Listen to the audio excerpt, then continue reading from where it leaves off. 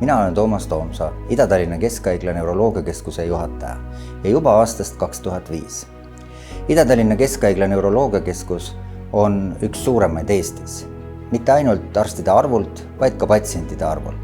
Meil on umbes 1000 statsionaarset külastust aastas.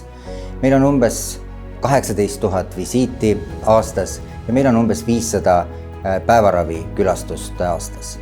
Ja piltlikult öeldes võiks öelda, et meil on 4 vaala. Meil on insult, oleme olnud selles osas Eestis üks esimestest, kes alustasid trombektoomia. Meil on Parkinsoni tõbi, mille vallas tehakse ka teadustööd.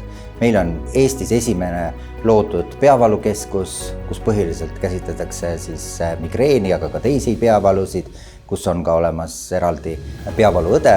Ja meil on olemas skleroosis multiplex ja skleroosis multiplexi õde. Ja kindlasti tahaks rõhutada, et oleme arendamas ja arenemas epilepsia valdkonnas. Ja kahtlemata mul on suur hea meel öelda, et mul on Eesti üks noorem neuroloogiakeskus, Eesti üks noorematest neuroloogidest koosnev neuroloogiakeskus. Me oleme edumeelsed, meid märgatakse mitte ainult Eestis, vaid ka välismaal ja mitte ainult praktiline tegevus, vaid ka teadustegevus mitmetel konverentsidel suuliste kui posterettekannetega. Nii et ma arvan, et meil on läinud hästi, meil läheb hästi, meil on hästi ja võime öelda ausalt, et meile meeldib siin haiglas töötada ja me oleme oma töökeskkonnaga väga hästi rahul.